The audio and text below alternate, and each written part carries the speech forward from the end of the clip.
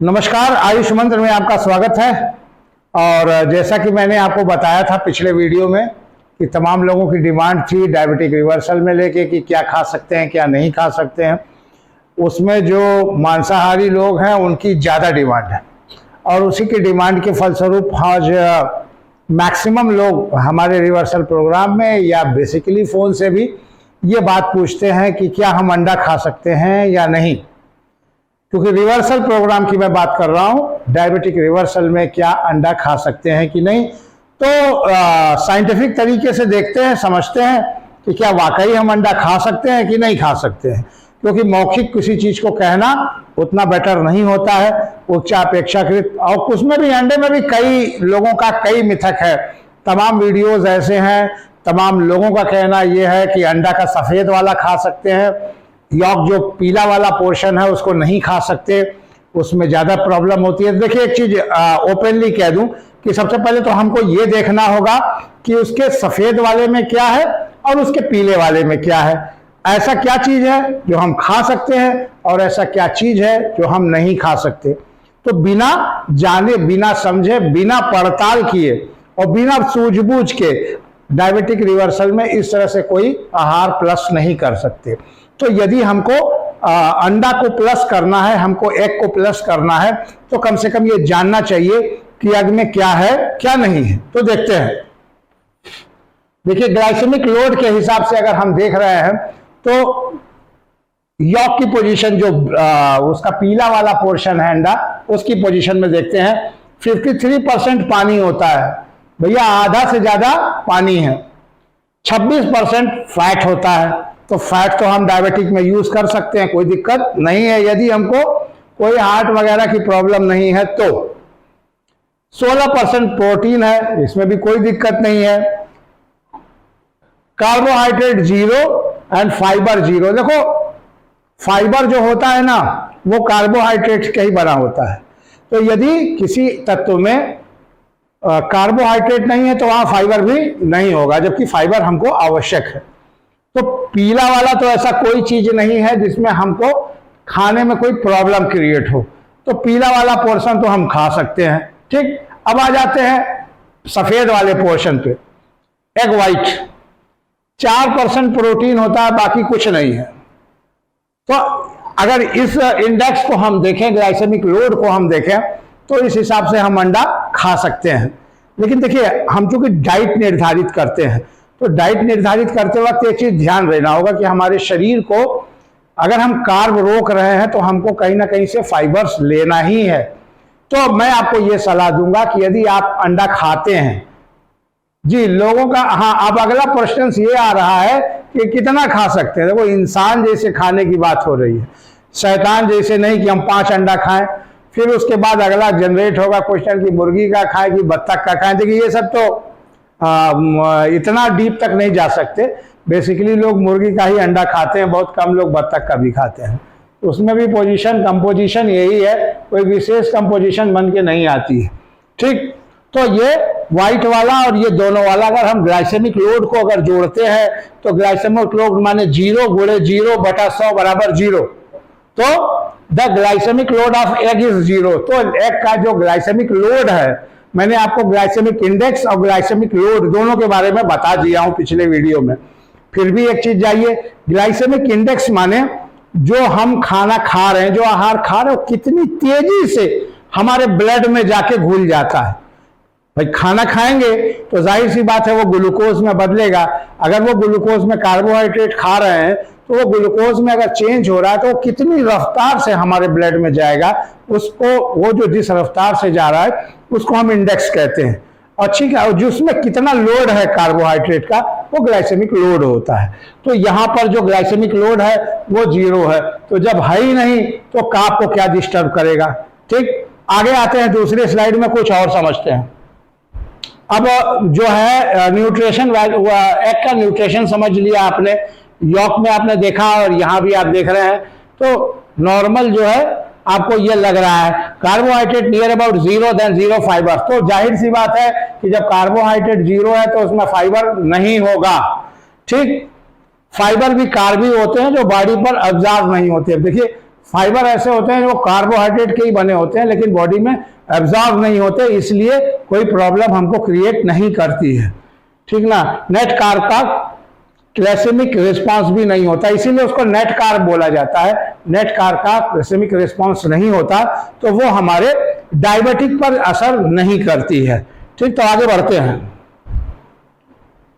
अब आ जाइए, the yellow part of the part of covered with the 133 mg cholesterol, जो एक पार्ट है वो 133% कोलेस्ट्रॉल जुड़ा हुआ है। अब एक चीज ध्यान दीजिएगा, अंडा, लोगों का कहना है अंडा खाने से हार्ट में प्रॉब्लम होती है तो ज्यादा अंडा मना किया जाता है, लेकिन उसका भी देखिए एक चीज मैं बता दूं, नॉर्मली अगर आप समझना चाहते हैं, समझेंगे तो आपको मैं बता सकता हूं, ठीक ना।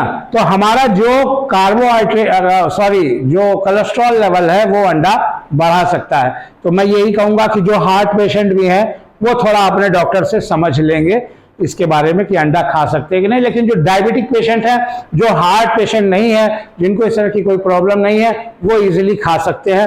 फिर से मैं कह रहा हूं, जो सिर्फ डायबिटिक पेशेंट हैं, जिनको हार्ट में कोई प्रॉब्लम नहीं है, जिसको स्टेंट नहीं लगा है या कोई बाईपास नहीं हो रखा है, तो वो खा सकते हैं। लेकिन समझने के लिए आप समझिए, कोलेस्ट्रॉल लेवल को अगर आप समझेंगे ना तो आपको थोड़ा सा आसान हो जाएगा जीवन।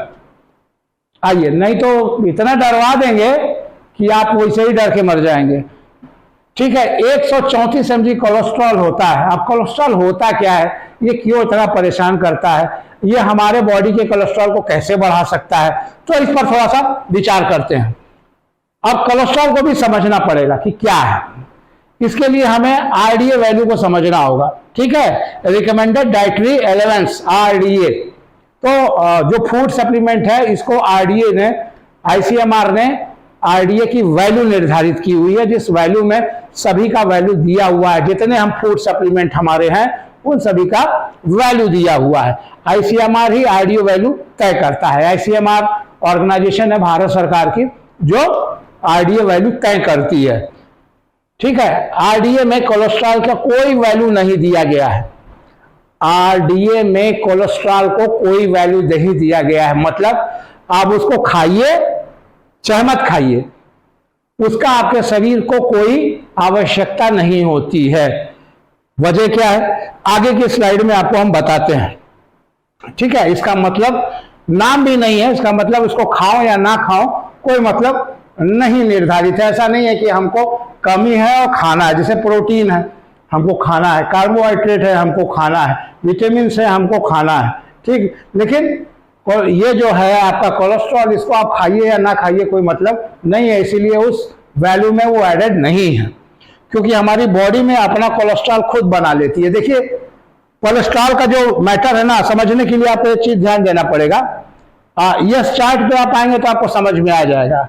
जो हमारे बॉडी में कोलेस्ट्रॉल है उसका 75% कोलेस्ट्रॉल हमारी बॉडी खुद बना लेती है।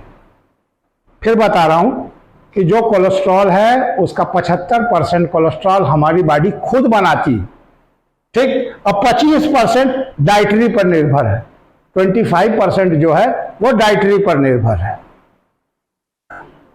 अब ध्यान दीजिएगा, अब ये देखते हैं कोलेस्ट्रॉल बनता कैसे है, सबसे बड़ी बात, क्योंकि जब वो समझ में आएगा आपको तो बाकी खेल भी आपको समझ में आएगा। जो आपके साथ खेला जा रहा है, जो आपके साथ खेला जा रहा है चिकित्सीय अस्पतालों में, तमाम विज्ञापन में, पहले भी मैं कहता हूं कि विज्ञापन का विश्वास मत करिए, अपनी आंखों से देखिए। मैं ये कह दिया कि अंडा नहीं खाना है तो आप अंडा छोड़ दिए, मैंने कह दिया नहीं अंडा खा सकते हो तो आप अंडा खा दिया। अरे आप डाइटरी सप्लीमेंट पे जाइए, देखिए, समझिए, बुझिए, जानिए। हम आपको एक रास्ता बता सकते हैं, अपने आप पर तैयार होइए, अपनी खोज करिए, तब आपको समझ में आएगा गलत क्या है सही क्या है।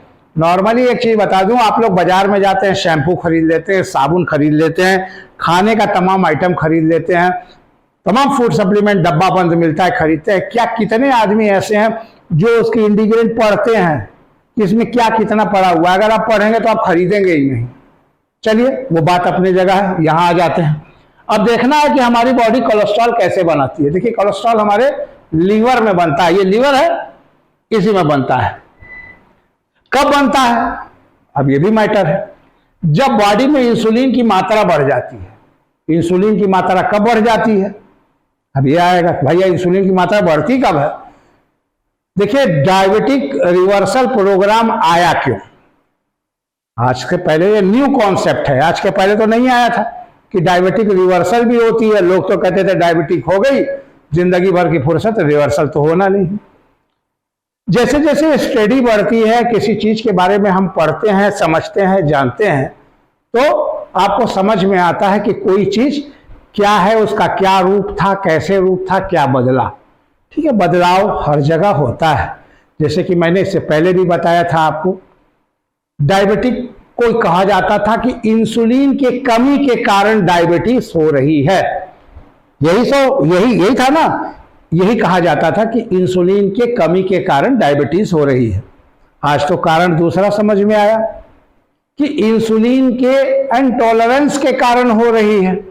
इंसुलिन तो है ब्लड में।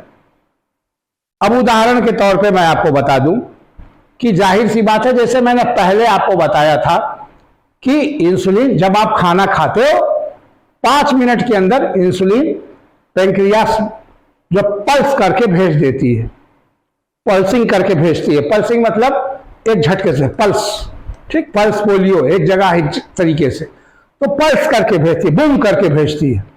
तो बूम करके पहले बार भेजती है, तो वो 5 मिनट के अंदर, आपके खाना खाने के 5 मिनट के अंदर इंसुलिन बाहर निकल जाती है और वो इंसुलिन आ जाती है। तो इंसुलिन जाहिर सी बात है, ब्लड को, हर सेल को चाहिए ग्लूकोज एनर्जी के लिए। भाई हर पार्ट को एनर्जी के लिए ग्लूकोज चाहिए। ग्लूकोज कहां से आएगा, ग्लूकोज कहां से आएगा, आप जो खाना खा रहे हैं कार्बोहाइड्रेट, वैसे से ग्लूकोज में कन्वर्ट होता है, तो ब्लड में है। तो ब्लड को चाहिए कहां, सेल्स में जाना चाहिए ताकि ग्लूकोज ले सके। और जाहिर सी बात है कि ब्लड जो है अकेले आपके सेल में नहीं जा सकता, उसको जाने के लिए एक संवाहक की आवश्यकता होती है। संवाहक है आपका इंसुलिन। इंसुलिन जाता है, दरवाजा खोलता है, ग्लूकोज, ब्लड अंदर जाता है, ग्लूकोज अंदर चला गया। एक समय के बाद जब ऐसा होता है, तो जब सेल्स की डिमांड, आप खाना खाए जा रहे हो, कार्बोहाइड्रेट दाबे जा रहे हो, पूरा कोई आपका रोक थोक है नहीं, तो होता क्या है कि सेल कहती है कि हमें नहीं चाहिए, बस अब हम इस स्थिति में नहीं है, हमको ग्लूकोज नहीं चाहिए, हमारी आवश्यकता का ग्लूकोज है, तो वो अपना दरवाजा बंद कर देती है। मैंने जाहिर सी बात है कि वो अंदर नहीं आती, माने इंसुलिन रेजिस्टेंस हो गई, अब उसको इंसुलिन नहीं चाहिए, इंसुलिन रेजिस्टेंस हो गया। तो जब इंसुलिन रेजिस्टेंस होता है तो ये सूचना पैंक्रियास तक पहुंचती है कि भैया और इंसुलिन बनाओ, वो और इंसुलिन बनाना शुरू कर देता है। जब इंसुलिन की मात्रा आपके शरीर में बढ़ जाती है तो काम क्या करता है लीवर, तब लीवर शुरू होता है। जब आपकी मात्रा बढ़ जाती है तो इंसुलिन के लेवल ब्लड में जब ज्यादा होता है, तब हमारे डाइट में ग्लाइसेमिक लोड ज्यादा होता है। जब हमारे डाइट में ग्लाइसेमिक लोड ज्यादा होता है तो इंसुलिन की मात्रा बढ़ती है, और जब मात्रा बढ़ती है तो ये लीवर क्या करता है, उसको उठा के कोलेस्ट्रॉल में बनाना शुरू कर देता है, कोलेस्ट्रॉल में बदलना शुरू कर देता है। ठीक, तो ऐसे कोलेस्ट्रॉल बनता है। 75% कोलेस्ट्रॉल जो है हमारी बॉडी स्वयं बनाती है और 25% हम बाहर से लेते हैं। अब आप कहते हैं कोलेस्ट्रॉल बढ़ गया तो ले आप कोलेस्ट्रॉल। देखिए एक चीज बताएं, रिसेंटली जो स्टडीज हुई हैं, जो पहले की भी स्टडीज हैं, उस स्टडीज में ये बताया गया है कि जिन भी, जैसे चूहों पे स्टडीज होती है, किसी जानवर पे स्टडीज होती है, तो ये 2 भाग में बांटा जाता है। एक का जो है इंसुलिन लेवल लो कर दिया जाता है, सॉरी कोलेस्ट्रॉल लेवल लो कर दिया जाता है, दूसरे का कोलेस्ट्रॉल लेवल बढ़ा दिया जाता है। अब देखते हैं कि अगर कोई टॉक्सिन डाला जाता है तो कौन सरवाइव करता है। तो ये देखने में आया कि जिसका कोलेस्ट्रॉल लेवल ज्यादा था वो सरवाइव कर गया। वजह बता दूं, जब भी आपको कोई इन्फ्लेमेट होता है तो उस जगह पर सबसे पहले कोलेस्ट्रॉल जाता है, और कोलेस्ट्रॉल का काम यह है कि कोलेस्ट्रॉल जो भी आपको एंटीजन जो अंदर गया, जिसने विष छोड़ा, उस विष को कोलेस्ट्रॉल पी लेता है। माने कोलेस्ट्रॉल जो है वो शंकर बाबा बन गया, भोले बाबा, वो जो है विष पी लिया, तो वो कहीं ना कहीं कोलेस्ट्रॉल आपको इम्यूनिटी बिल्ड कर रहा है।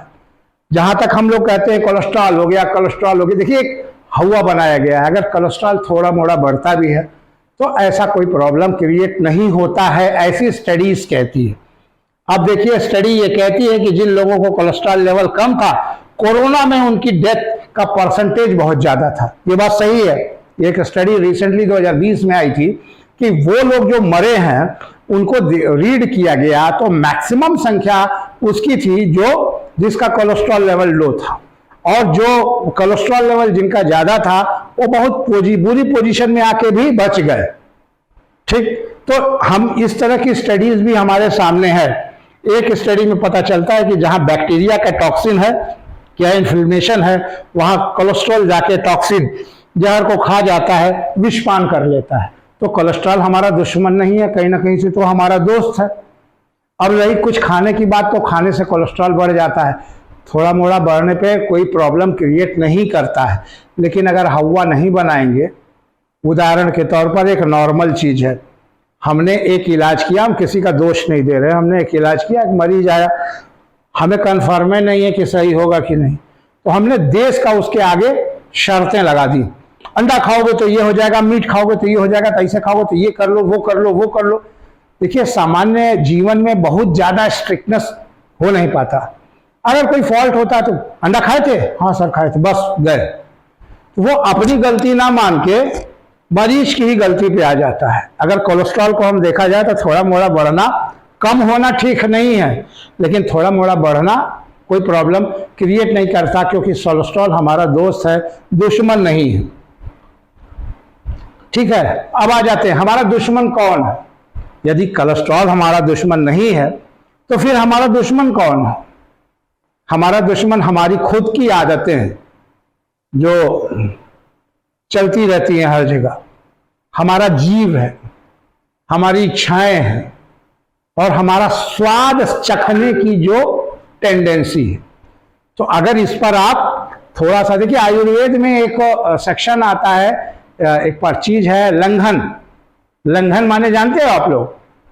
हाँ, लंघन माने व्रत रहना। कहा जाता है ना कि व्रत रहिए। देखिए हमारी सनातन धर्म में जो व्यवस्थाएं हैं, ये हमारे धर्म में नहीं, मुस्लिम धर्म में भी है, एक क्रिश्चियनिटी में भी है। धर्म जो है ना कहीं से एक हमें जीने की एक दिशा प्रदान करता है, कोई भी धर्म हो। हिंदू धर्म नवरात्र का व्रत रखता है और तमाम व्रत रखता है। ईसाई धर्म भी कुछ व्रत रखते हैं, वो अपना उनका क्या होता है उसका व्रत रखते हैं। मुस्लिम धर्म जो है अपना रोजा रखते हैं। क्यों रखते हैं? क्या भगवान हम भूखे रहें तो भगवान को प्रसन्नता मिलेगी? ऐसी बात नहीं है। लंघन हमारे शरीर का एक आवश्यक अंग है। तमाम ऐसी चीजें हैं जिनको धर्म से इसलिए जोड़ा गया ताकि आप उसको मान सकें, अन्यथा आप मानोगे नहीं। कुछ चीजें ऐसी होती हैं जिसको धर्म से मान लेने पर आप ठंडा पड़ जाओगे, क्योंकि धर्म एक हाई ऑर्गेनाइजेशन है, उसके नीचे हुआ। तो लंघन आ जाता है। लंघन माने व्रत रहना, और व्रत रहना बहुत प्लस करता है। और मैं ये आप सभी लोगों को ये कहूंगा कि एकादशी का व्रत रहिए। एकादशी का जो मुहूर्त है ना, वो बहुत ब्रह्म मुहूर्त है, और उस दिन अगर आप व्रत रहते हो तो देखिए हम कहीं ना कहीं से जुड़े हुए हैं। हमने आपको मस्तिष्क पढ़ाया, तब भी कहा कि बाहरी एटमॉस्फेयर कहीं ना कहीं हमारे इंटरनल एटमॉस्फेयर को प्रभावित करता है। ठीक है, अगर हम एनर्जी सोर्स के बारे में जाने तो हम एक एनर्जी है, जाहिर सी बात है, इस एनर्जी को चार्ज होने के लिए एक एनर्जी चाहिए। भाई आपके पास मोबाइल है तो चार्ज करते हो ना, तभी तो यूज होता है। अगर रख दो चार्ज ना करो तो होगा। तो हम एक एनर्जी हैं। हमारे पास दो तरीके की बॉडी है, मानते हो? हमारे पास दो बॉडी है, एक स्थूल बॉडी है, एक सूक्ष्म बॉडी है। तो इस स्थूल बॉडी को तो हम भोजन मार लिए, कार्बोहाइड्रेट और तमाम चीजें खा लिए, बढ़ा लिए। सूक्ष्म बॉडी को भी हमको कुछ आहार चाहिए, और वो आहार एनर्जी है, और वो एनर्जी इन तरीकों की चीजों में मिलता है। तो ठीक है, अगर आप इतने डीप तक नहीं जा सकते हो तो कोई बात नहीं, लेकिन ये जानिए कि जब हम व्रत रहते हैं, जब हम कुछ खाते नहीं है, तो इसको इंटरनल आराम मिलता है। जब आराम मिलता है तो ये अपने मोड में अपना काम कर सकता है।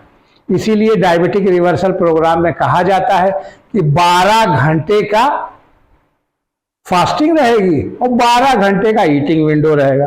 जिसमें भी 4-4 घंटे का जो हम रिवर्सल कराते हैं, जो हमारी ऑर्गेनाइजेशन से रिवर्सल हो रहा है, उसमें भी हम 12 घंटे की, रात का 12 घंटे की हम फास्टिंग कराते हैं। मैं सो के बीत गया, आपने कुछ खाया नहीं, 7 बजे सवेरे से 7 बजे सुबह तक अगर आप कुछ नहीं खा रहे हैं तो 12 घंटे की आपकी फास्टिंग हो गई। और फिर जो बाकी का 12 घंटे बचे, 4-4 घंटे के अंतराल में 3 मील आप ले सकते हो। 2 मील लो तो बहुत अच्छा है, लेकिन बहुत भूख लग रही तो 3 मील ले लो।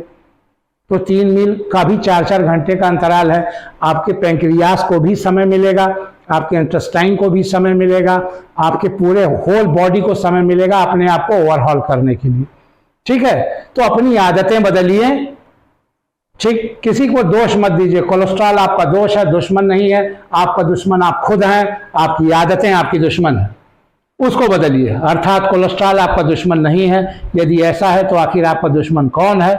और आपकी आदतें, भोजन है जो आपका दुश्मन। ऐसा भोजन करिए जिसका ग्लाइसेमिक लोड कम हो, ऐसा भोजन करिए जो नेचुरल फूड हो। आप पूछेंगे फिर क्या करें, तो ऐसा भोजन करिए जिसका ग्लाइसेमिक लोड कम हो। थोड़ा ग्लाइसेमिक लोड के बारे में हम आपको बता देंगे अलग से वीडियो करके, आपको समझ में आ जाएगा।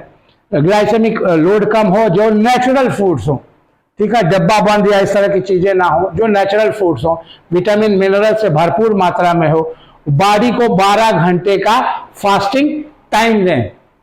ठीक, खाना ही जरूरी नहीं है, खाने के बाद उसको पचाना भी उससे भी बड़ा जरूरी है। अगर पचेगा नहीं तो मांस, मेज, मद्दा, ये सब बज्जा, ये सब बनेगा नहीं। बनेगा नहीं तो आपका कॉस्मिक डेवलपमेंट जो होता है वो नहीं होगा। ठीक, तो हमारा मुद्दा यहाँ तक था। हम अंडे के बारे में बात कर रहे थे, अंडे से बात करते करते फंडे में पहुंच गए। तो आप डायबिटिक में अंडा खा सकते हैं। अब कितना अंडा खा सकते हैं? हाँ, कितना अंडा खा सकते हैं, चलिए आ जाइए, उसका भी स्लाइड मैंने बना लिया है। कितना अंडे खा सकते हैं, कितने अंडे खा सकते हैं? देखिए, एक अंडा बड़ा होता है, मुर्गी का अंडा एक बड़ा होता है और एक छोटा होता है। गर्मी में आप देखेंगे तो छोटा अंडा मिलेगा आपको, और जाड़े में बड़ा अंडा मिलेगा। वो इसलिए अंडा नहीं छोटा देती है, वो इसलिए ऐसा है कि वो खराब नहीं होता है, शायद, मेरा जहां तक मेरी जानकारी है। तो यदि बड़ा अंडा है तो आप 100 ग्राम अंडा, माने 2 अंडा पर डे, चाहे एक सुबह एक शाम खाइए या दोनों इकट्ठे खा जाइए। तो अगर बड़ा अंडा है तो 2 अंडा पर डे आप खा सकते हैं। छोटा अंडा है तो 3 अंडा पर डे खा सकते हैं। लेकिन एक चीज ध्यान दीजिएगा, अगर एक डाइट में आप अंडा खा लिए, खाली मान लिया सुबह आपने 2 अंडा खा लिया, तो आपने अपने बॉडी को फाइबर नहीं दिया। तो अब आपको करना क्या है पता है? 200 ग्राम वेजिटेबल खाना है। अगर आप 100 ग्राम अंडा खा रहे हैं तो 200 ग्राम हरी सब्जियां, ताकि आपको शरीर को फाइबर मिल सके, खाना है। उसके बारे में देखिए बता देता हूं। एक्चुअल में होता क्या है ना, कि जब से हम पैदा लिए तब से लेके इन इंडिया, हमारे भारत का ये कॉन्सेप्ट है, जब से हम पैदा लिए तो हमने जो है मुख्य भोजन रोटी और चावल, इस 2 चीज को हमारे दिमाग में भर दिया गया है कि हम रोटी नहीं खाते यदि, तो हमको लगता है कि हम खाने नहीं खाए हैं, या चावल नहीं खाते तो हमको लगता है कि हम खाना नहीं खाए। तो होता है ना कि भाई दोपहर में चावल दाल, तो वो भले आदमी नहीं खाता, लेकिन ये कॉन्सेप्ट बना हुआ है कि चावल दाल, रोटी सब्जी, इसका एक कॉन्सेप्ट बना हुआ है। तो रोटी के चक्कर में और चावल के चक्कर में ही तो हम कार्बोहाइड्रेट, आप फॉरेन में चले जाइए, वो सब्जी उबाल के खा लेते हैं, ऑलिव ऑयल में बना के खा लेते हैं। अगर एक बाउल सब्जी खा लिए तो उनका काम हो गया। आपको इतनी ज़्यादा एनर्जी नहीं चाहिए, आप पहाड़ तोड़ने नहीं जा रहे हो, आप एक नॉर्मल काम कर रहे हो। और नॉर्मल काम करने के लिए बहुत छोटी सी एनर्जी काफ़ी है, बाकी आपका पेट कर लेगा। जितना आराम देंगे इसको, उतने अच्छे से रहेंगे, उतने लंबे समय तक रहेंगे। तमाम चीज़ें असर करती हैं पेट को लेके। आपका चेहरा असर करता है, आपकी खुशियाँ असर करती हैं, आपका बाल असर करता है, आपका नाखून, आपका स्किन, तमाम चीज़ें, आपका हार्ट, लीवर, हर चीज़ का असर इस पेट से है। तो ध्यान दीजिएगा, लंघन अगर आप करते हैं आयुर्वेद में, तो कहीं ना कहीं आप अपने लिए, अपने परिवार के लिए और अपने समाज के लिए अच्छा कर रहे हैं। ठीक, और अंडा आप दो अंडा आप बड़ा खा सकते हैं, 3 अंडा आप छोटा खा सकते हैं। लेकिन अगर एक डाइट अंडा रख रहे हैं तो 1 कटोरी हरी सब्जी, भिंडी की सब्जी खा लीजिए, भिंडी की सब्जी खा लीजिए, तुरई की सब्जी खा लीजिए। 1 कटोरी सब्जी, तो पेट भी आपका भर जाएगा। खाली अंडा से हो सकता है बहुत लोगों का पेट ना भरे, तो पेट भी आपका भर जाएगा। तो एक कटोरी सब्जी भी उसके साथ खा लीजिए। ठीक, उम्मीद है हमारी बातें आपको समझ में आई होंगी और इस तरह से तार्किक चीज़ें हम बना के आप लोग के सामने लाते रहेंगे, देखते रहिएगा।